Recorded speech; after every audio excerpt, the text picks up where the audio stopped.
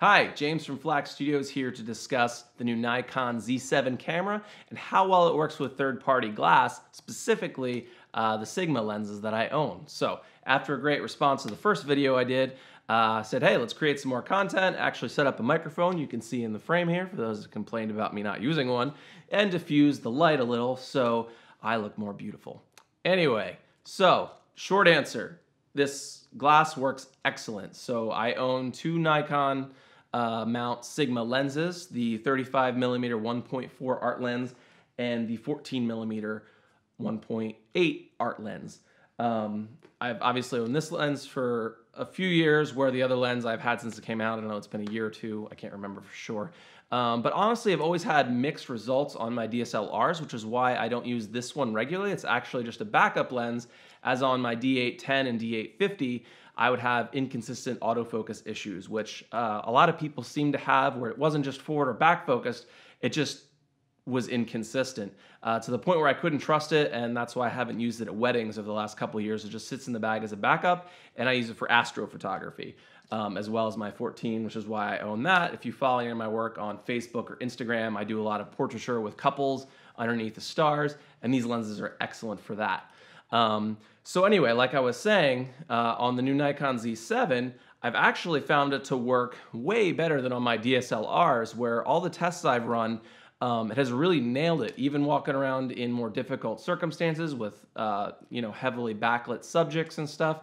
It's really nailed it just about every time, which is something I've found consistent with the Z7, where I don't love the way the AFA mode is in picking subjects. When you do pinpoint and different things, it really is way better than the previous Nikon cameras when it comes to autofocusing, and that makes no difference whether it be a Sigma lens or a Nikon lens. So if anything, I find these to work better on the Z7 than they have in the past on my other F-mount cameras like the D850, D810, D750, etc. So the one thing that I would note that didn't work as well as in video. So like I mentioned in my last video, the one really cool thing about the new Z7 is being able to adjust the autofocus speed for video, which gives it that really clean cinematic look. And with the kit lens, the new Z mount lens, it works really great. It's completely quiet, very smooth focusing. It's a lot of fun to use. And when you switch to the AFS glass, what you'll find is that you can hear the motor. It's constantly clicking and it's kind of annoying, but it still works just as well. What I found with Sigma when you're in the AFF mode for video is, while it still focused just as well as it did in still images, it didn't carry on the autofocus speed like it does with Nikon lenses. I don't know why that is, but what it would have happen is where you'll know if you've used DSLR video, sometimes you have that annoying jump and it just doesn't work that well, where the Z7 was a huge step up in that game.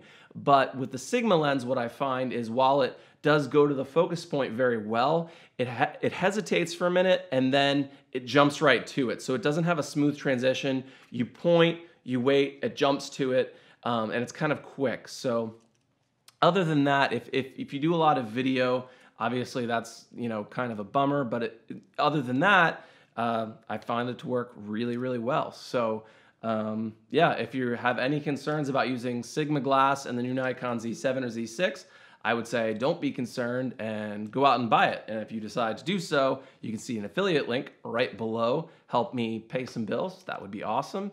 And be sure to follow on Instagram and Facebook, as well as subscribe below. Hoping to create some more content soon. So thanks for watching and hope this helped.